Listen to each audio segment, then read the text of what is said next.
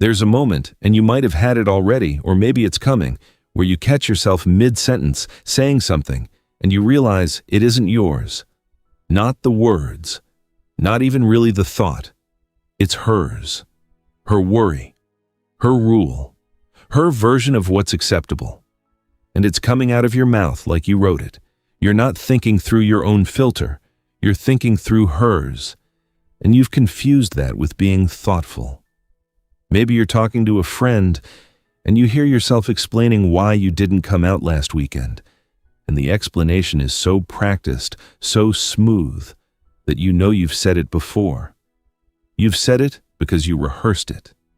In your own head, alone, before she ever asked. Or you're about to do something ordinary, text someone back, make a plan, spend $20, and there's this pause, this check, like a hand on your shoulder that isn't there. And you run it through whatever filter you've developed, and you adjust, and you move on. Like, that's just how you think now. That pause isn't you. That filter isn't yours. You built it, yeah, but you built it for her. And the cost of that, the thing you don't notice while you're busy being considerate, is that you're disappearing inside your own life. And the strangest part isn't even that it happened. It's how normal it feels. It doesn't feel like control. It feels like consideration, like you're just being careful, being thoughtful, like this is what it looks like to be a good partner, a reasonable person, someone who's paying attention. But somewhere underneath that, and this is the thing you can't quite look at directly, you know that the person you're being careful for isn't asking you to be careful right now. She's not even in the room. And you're still doing it. That's the part that costs you. Not the fights, not the nights that went sideways, not the specific moments you can point to. It's this, the invisible maintenance, the way you learn to manage yourself so she wouldn't have to. That's what we're actually talking about today. Here's the thing about how she operates. She doesn't come at you. She doesn't have to. Think about the last time she actually said something cruel directly to your face, something you could point to, quote back, take to a friend and say this is what she did. Chances are you're struggling to find it, not because nothing happened, because the way it happens doesn't leave that kind of mark. She sets a scene instead. She mentions quietly that she's been feeling really alone lately. Not an accusation, just a feeling. Said in that particular way, at that particular moment, maybe when you just got off the phone with your brother, or when you said you wanted to go to the gym, or when you made a plan that didn't include her. She's not saying you're a bad partner. She would never say that. She's just sharing how she feels. And now, you're the one doing the math. You're the one deciding whether the gym is worth it, whether you should call your brother back later, whether the plan needs to change. She didn't tell you to cancel anything. You just feel the pull of what happens if you don't. That slightly wounded look, the quiet that fills a room, the way the evening goes if you walk out that door. So you stay. Or here's another one you might recognize. You do something completely ordinary. You laugh at something she didn't find funny, or you're a few minutes later than you said, or you mention something about your day that takes the attention somewhere she didn't want it to go. And she doesn't snap. She goes quiet. She says she's fine. She says don't worry about it. But something is clearly wrong, and now you are the one dissecting the last 20 minutes, trying to figure out what you did. You're doing her detective work. You're building her case for her. She doesn't have to name what you did wrong because you're about to do that for her. You'll surface the list. You'll offer the apology. You'll arrive at the verdict she needed without her ever having to be the prosecutor. That's the setup. It's elegant if you can step back far enough to call it that. She stays in the role of the person who just has feelings, who just needs care, who just gets hurt sometimes. The management, the self-policing, the shrinking, that all happens inside you. Clean hands. Every time. And because she never threw a punch, because there's no moment you can hold up and call it what it is, you start to wonder if you're being unfair to her, if you're reading into things, if the problem is actually your reaction to perfectly normal behavior. That's not an accident. That's the room she's been building. Here's how it gets built. It starts with the guilt calibration, not a fight. Fights are too obvious, too easy to name. It's more like a temperature dial that gets turned up so slowly you never notice the room getting warmer. You say you're going out with a friend Saturday. She doesn't say no. She just gets quiet in a way that means something. She mentions, almost to herself, that she hasn't been sleeping well, that her anxiety has been bad this week. She doesn't connect these things to Saturday. She doesn't have to. You connect them. And by Thursday, you're texting your friend that something came up. She never asked you not to go. She just made you feel what it would cost her if you did. And you, being the person you are, decided it wasn't worth it. That's the first mechanism. She doesn't block the door. She just makes you feel the weight of walking through it until you stop trying. Then there's the fragility performance. And I want to be careful here, because the fragility is often real. She's not always pretending to be hurt. The thing is, it doesn't matter whether it's real. Real or performed, it lands the same way on you. You see her get small, get quiet, tear up at the wrong moment, and something in you, that decent, protective part of you, moves immediately to fix it, to soften whatever you said, to walk it back, to make it not have happened. She doesn't have to be calculating for this to work on you. She just has to be fragile at the right moments. And the right moments, you'll notice, are always the ones where you're trying to hold your ground, when you're trying to say something true, when you're trying to take up space.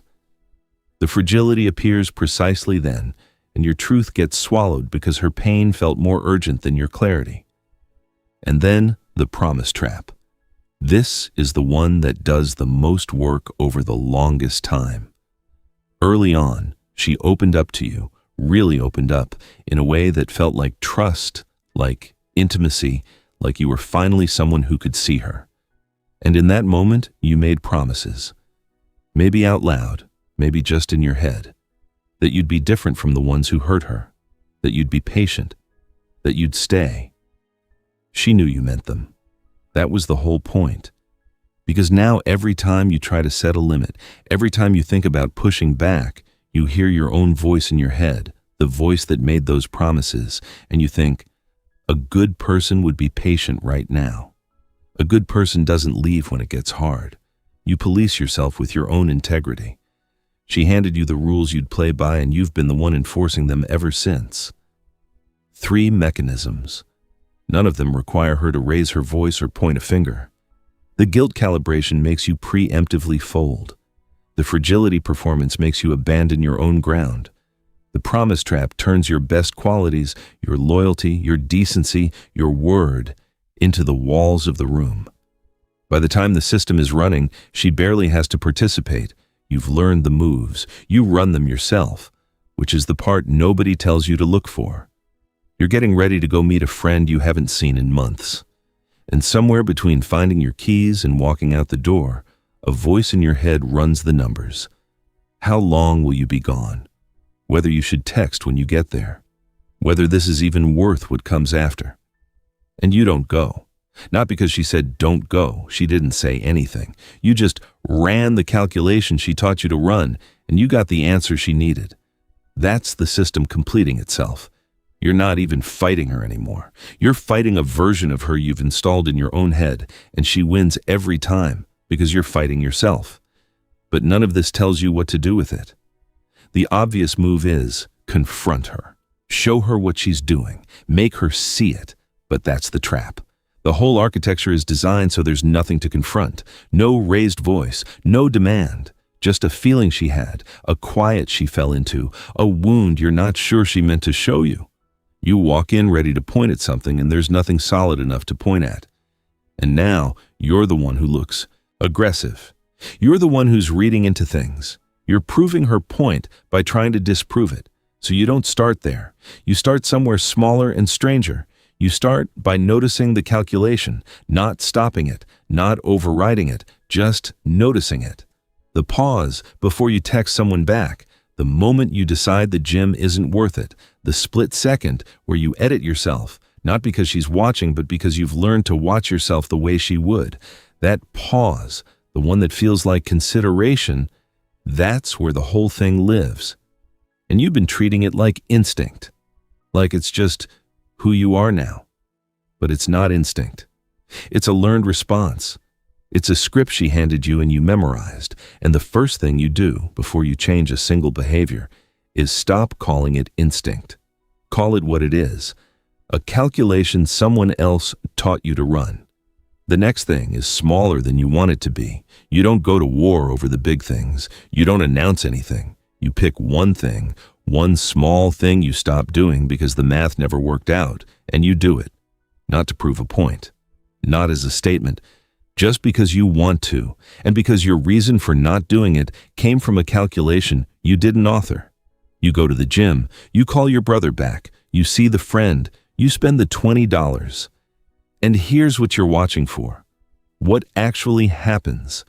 Not what you fear will happen, not what the calculation told you would happen, what actually happens. Because a lot of what the system runs on is predictions that never get tested. You stopped going to the gym because you predicted the quiet, the wounded look, the evening going sideways. But did the evening ever actually go sideways? Or did you just believe it would, hard enough that you never checked? Test the prediction. Once, on something small. And if the quiet comes, if the wounded look appears, if the evening does go sideways, here's where the pivot actually lands. You don't fix it. You don't apologize. You don't walk it back. You don't do the detective work. You didn't do anything wrong. You went to the gym. You saw a friend. You spent $20. Those are not crimes.